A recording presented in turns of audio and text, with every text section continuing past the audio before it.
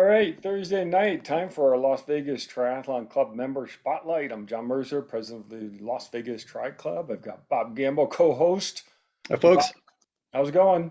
Good, John. Yeah, Yourself? well, we've got a fun Thursday night spotlight tonight. I don't know how David slipped through our network last year.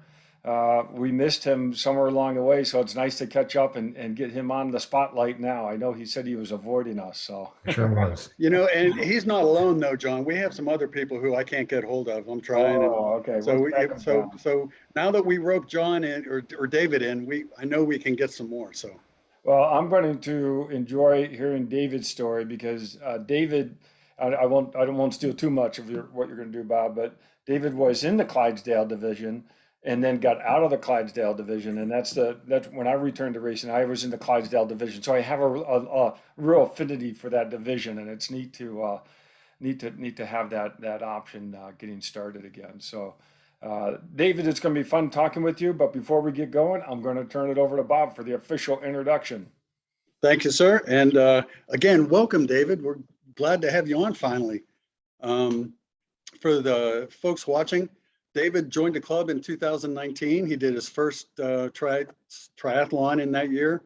COVID hit, of course, and then everything went crazy. And he's got some plans for this year. But he did all of our races in 2021, all of our club races, and he had some really solid finishes and solid times.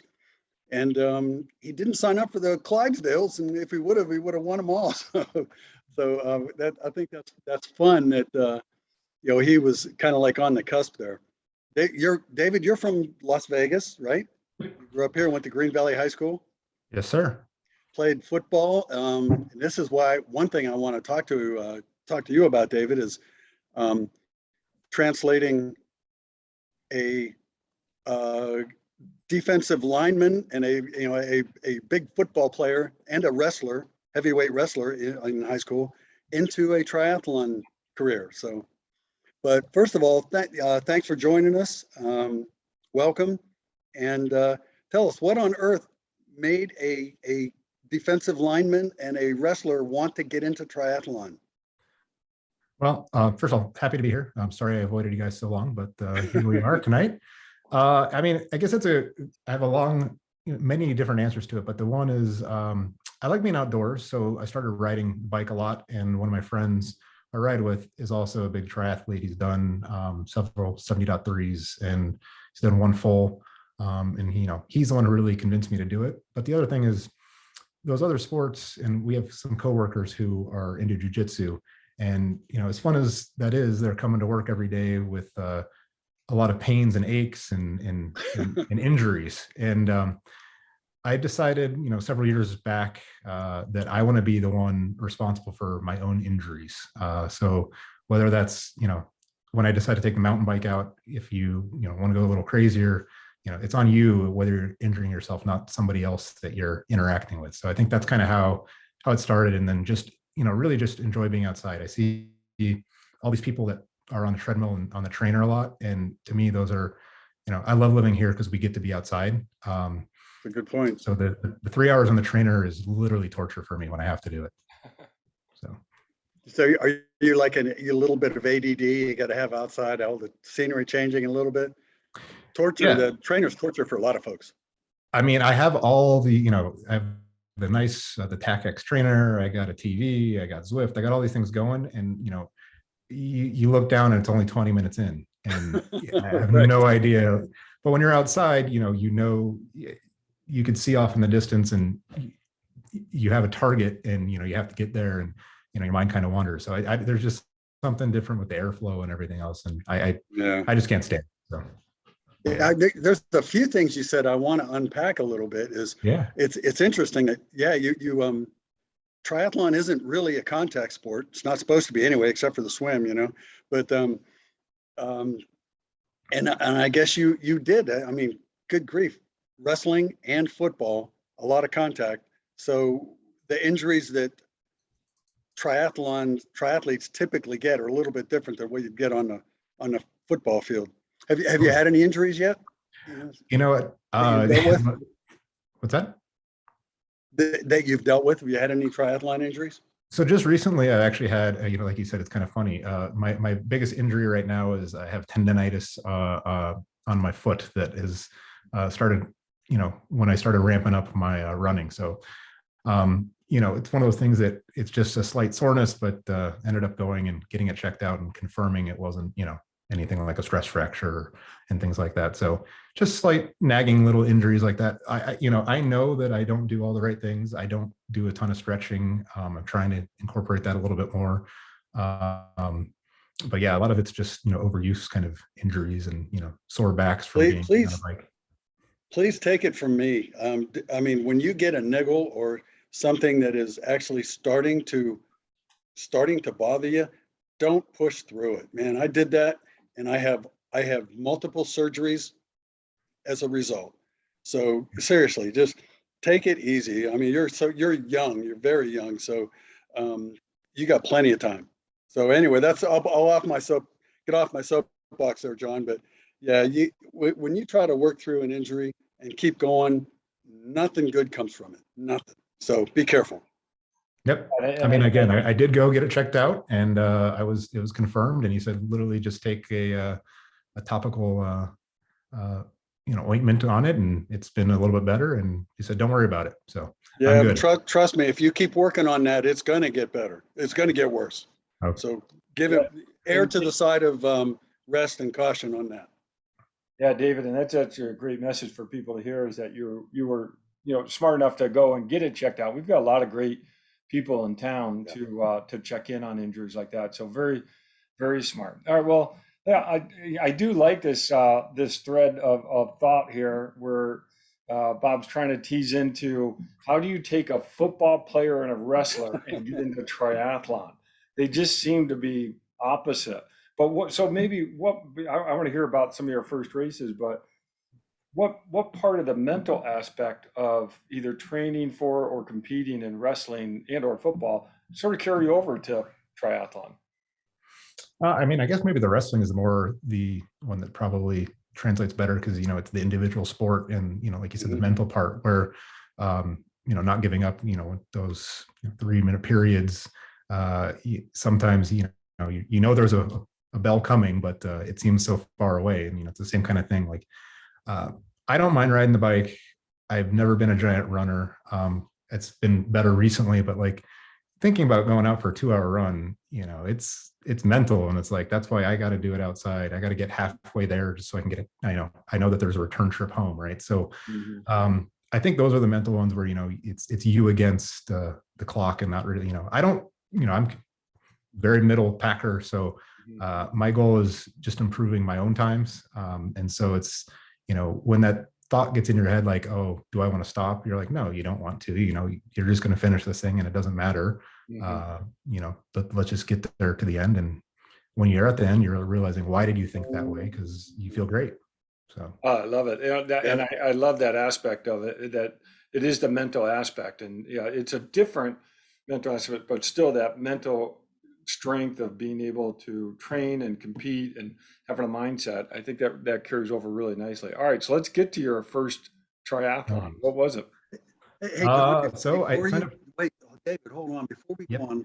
on, I just wanted to clarify one thing: is when you're out there running and you want to stop, it's like if it's just because I'm bored or it's like I'm a little bit tired. That's one thing.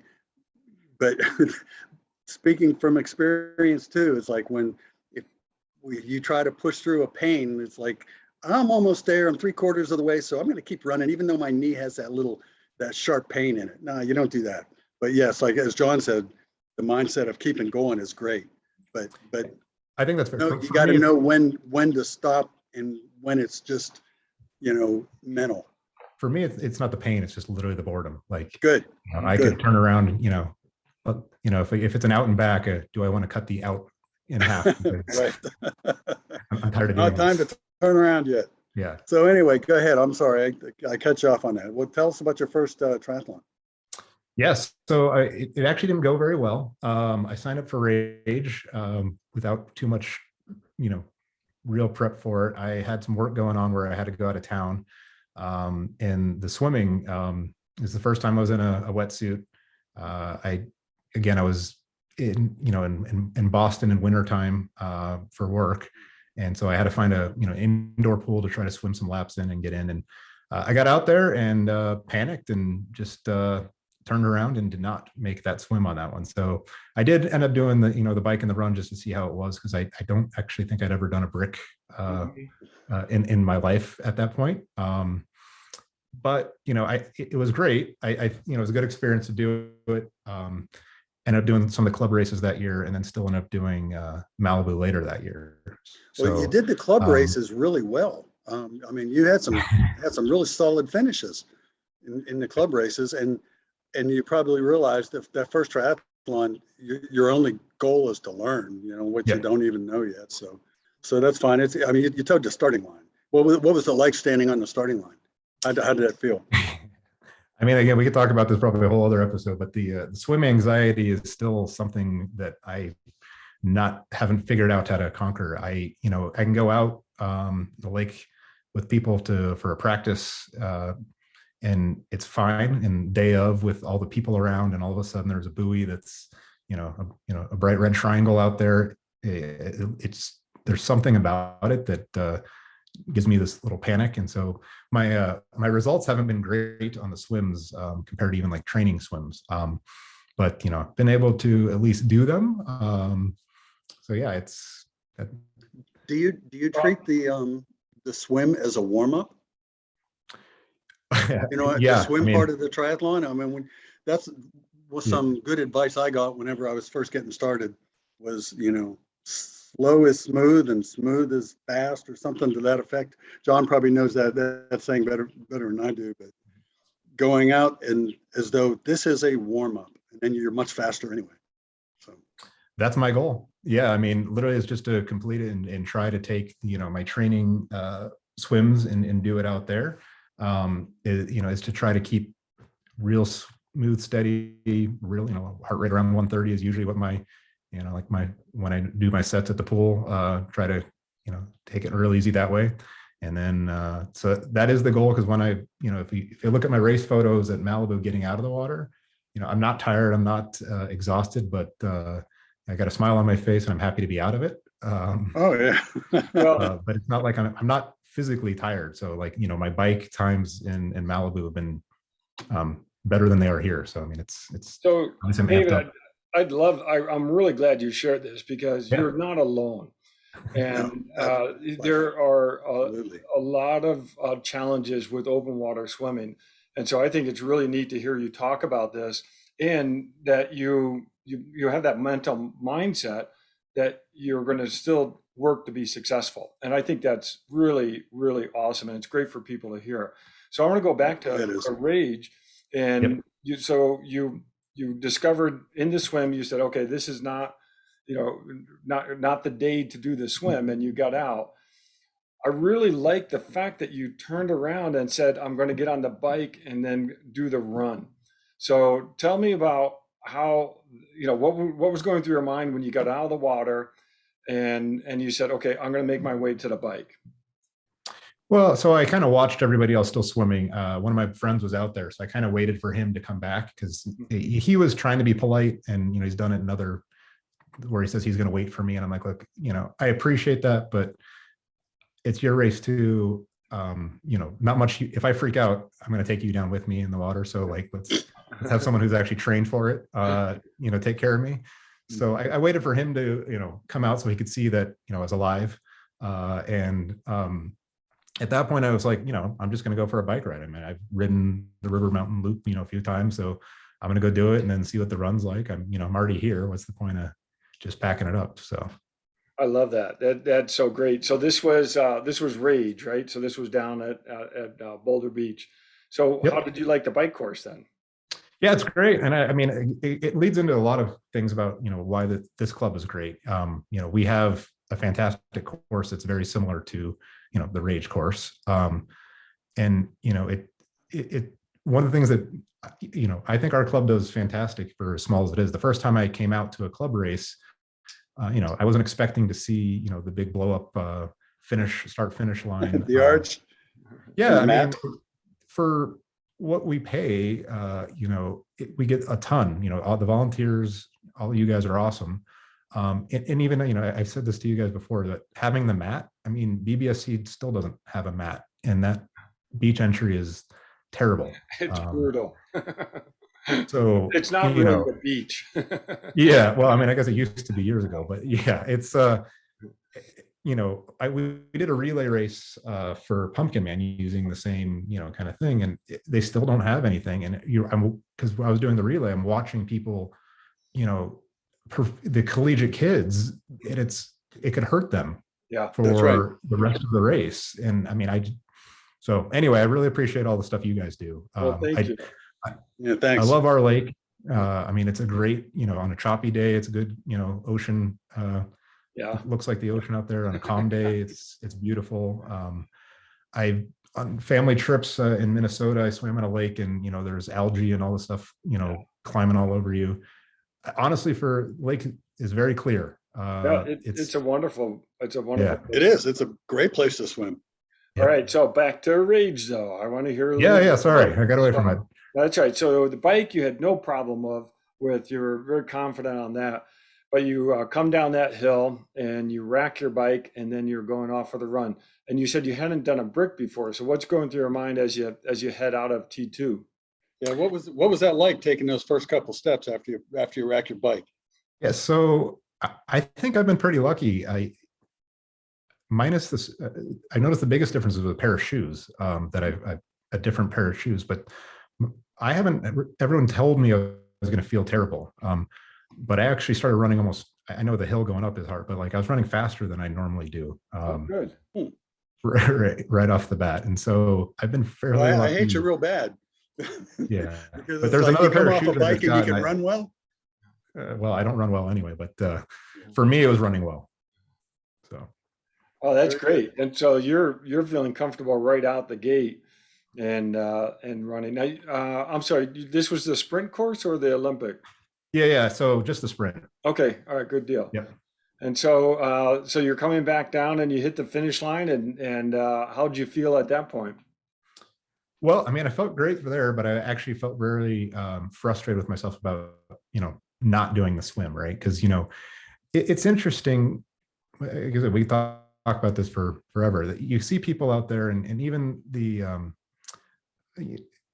you see people out there that are basically floating the entire time, and they're comfortable and they're okay. But yes, I could probably, I'm faster than them, I guess, but I'm not comfortable, and it's not a good experience. So I was, kind of frustrated that there were people that were able to do all three events that day, and I couldn't get myself to do it. So go easy on yourself there, man, because it's a learning curve. It's something that you'll hit a milestone and you'll get comfortable. It just takes time. Yep. Well, and I like, and you're there already. I think you've already can do that. Yeah, this Oceanside is definitely in my head right now. So we'll get to that, but I really like the fact that you finished. You're happy on one hand, but certainly not satisfied, and that's I think that that's the athlete in you. All right, so now that you finished and you realize that you really wanted to do all three, what did you do? What was was the next race your tri-club event, or? Yeah, I think I probably had already signed up for Malibu later that year. So then obviously the club events just made it super easy. They were all right there in the middle. So what did you do between Rage and even the club event to get to a point where you felt like you were ready to do the swim for the club event? Well, I mean, back then, I think there were some more club event, actual like swim, meetups out at the lake, pre-COVID. So try to go out there with, people supported, Greg, my friend, he joined me out there, more swimming in the pool, met some people, read the Total Immersion book. Oh, good. So try to, That's good. Yeah. So getting more comfortable, like just in the water in general. The craziest part about this is I was on a swim team as a kid, right? But the pool is just so different. And, totally different. Yeah. It's also been so many years Absolutely. since swam in a pool even. But so yeah, I mean, all those things, just tried to keep doing them. I still, like Matt last week, if there's something I try not to do, or if I'm going to put it off, it's going to be swimming. Yeah. Although recently I've been, still trying to do maybe 3 days a week and trying to do it as much as possible. But, about 6 months ago, if there's one thing I was going to cut out of my week, it was going to be the trip to the pool. Yeah, that's great. Well, and I love it that you're approaching this as now you're going to attack this swim and prepare yourself for it. So then the next race went well. Yeah, again, the swim still hasn't gone well in any of these races in compared to, like I said, even going out for training or, like day of getting in ahead of time. It's just something about like as soon as the race starts. But yeah, I mean, haven't had a DNF, and again, finishing the races is great. Just haven't been happy as comfortable as I'd like to be with the swim yet. Well, You do realize that there's a whole lot of adrenaline when you're on the line, on the starting line, and the adrenaline, even though you think you're going slow, you're not. I mean, you're working hard, so you got to force, going slow. Well, you must not see me. You must not see me backstroking because that's pretty slow. That's right. I've been hanging onto the front of a kayak before, so you're not alone. All right, but you're getting to a point where you're obviously confident, or you're getting that confidence because you've signed up for 70.3. Yeah, right. That was a great idea. Yeah, what's going on there? So my wife's friend lives down in San Diego, and he's a big triathlete as well. And he lives there, and obviously it's a race he does every year. And he signed up for it and said, "Well, why don't you?" And she agreed. And yeah, I think I signed up before it sold out, and I guess I'm committed at this point. So good. Well, you've got some good friends that are driving you into this. That's good. All right. So what are you doing to prepare for Oceanside, which is going to be an ocean swim? Yep. And bike ride's pretty decent. It's some challenges, but all the biking you do around here, you're fine. So how are you approaching training? Yeah, so trying to take it a little bit more seriously. I think you guys all know Dax, so I signed up with him, and he's got me on training plans, and so that's why I said I've been doing a lot more running than I've probably ever done too, and it's getting to be easier. But yeah, I mean, honestly, there's stuff every day. It's crazy. People ask you why, how can you do it? And sometimes I'm like, I feel I don't feel good if I don't, and you're like, I feel much better. Like I've been doing, amping the volume of activity recently, and I don't feel tired. Which means Dax's plan is going well, I hope. Yeah, I mean, I did, 2-hour run Sunday, and then Monday, I feel great. You see people do, everyone at work's like, well, how do you did a half marathon yesterday. Weren't you like, hobbling around? And I'm like, oh, I'm ready to go do it again if I had to. So it's going well, I think. Well, it sounds fantastic. And it sounds like you're following, I see John smiling. It's like you're following one of his pieces of philosophy is train so that you can work out again the next day and not get yourself all worn out. And it sounds like that's what you're doing. You're not killing yourself. So. Yep. Yeah, no, consistency of training is so critical, and it sounds like you've got that down. Mm-hmm. So, all right, so 70.3, what else do you have on your race schedule for 2022?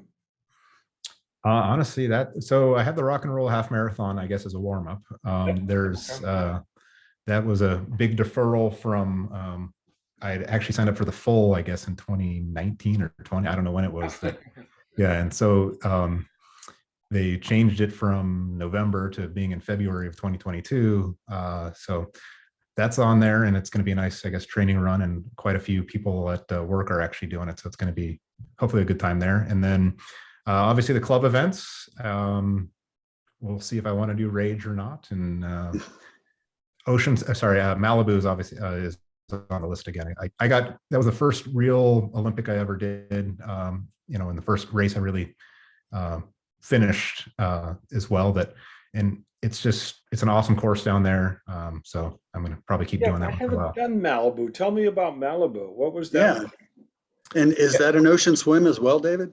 Oh yeah. So and then it's an interesting start. So you rack your bike, you go to transition area, and then they make you walk a mile down the beach to where the start of the swim is. And so goes out to a buoy, you hang a right, and then you hang a right back towards the transition area. So Transition area. yep. And I think it's a little down current because my swim pace was even with the anxiety was still faster than I am in a pool. I know I had a wetsuit on, but it's great. Well, that's awesome. Yeah. So I got lucky. I've seen videos of Malibu a few times where the break is a little rough to get past. Mm. But the 2 years I've done it, I've been pretty lucky in the wave I've been in because that the swells are down because that's like really the hardest part is getting past there, and then it's usually really calm, past there because it's early in the morning. But if you get a few sets coming in, you've seen a few of the wave start people get had a little rougher time than I think I did actually. So, but the course is beautiful. It's along the highway there on the bike, turn around and then again you run along the water. So it's really nice. When is Malibu? September, I think. Yep, so middle to end of September every year. Cool. Well, Very that actually sounds really really nice, and that's great that was your first a race besides the Tri Club races and to do as a finish. Okay, so now I know you're still early in your triathlon career, but what have you learned that you would tell someone starting out in triathlon? So I think I was telling you guys earlier. I guess the biggest tip, I guess, is I probably have fun and enjoy your time out there. You know, sometimes people get too focused on, I'm not some of the faster guys in the group here. So I'm competing against myself. I want to have a good time. So while you're out there, instead of being so focused on, look and see what's going on around you and enjoy yourself. Make it fun. I think that's the biggest thing that I try to do. And don't just at the end of the race be happy and be like, oh, what did I just do? You blink and you don't even know what you saw for the whole time. So, and then again, I think a lot of it's meeting the people, saying hi to people, people in transition, trying to help them out, how to set that up, race belts, all those kind of little things. It's a lot of little things, isn't it? Yeah, it's a ton of little things. And so, I just, you learn a lot. And then one of the things you realize is how expensive the sport is. Yeah. But your attitude is awesome as far as for being in the moment and enjoying it while you're there and not killing yourself for the, you're doing it for your own benefit and for your own enjoyment and for your own progress. And that's who you're competing with. I mean, your attitude is awesome. Really, I commend you for that for sure. Well, thank you. Try. So.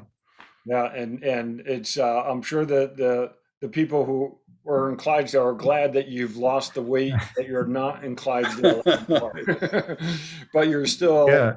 you're still one of our larger athletes, and it really is commendable to see you really do well because it is harder for us that are a little heavier, but that's great. So David, this has been a lot of fun talking with you. I've really enjoyed hearing more about how you got in and enjoy your, the talk about the swimming and how you're working to improve that part. So really great. I really like the mental aspect that you bring from wrestling and football, and I think that's paying off dividends already, and I think it's going to continue to move you forward in this sport.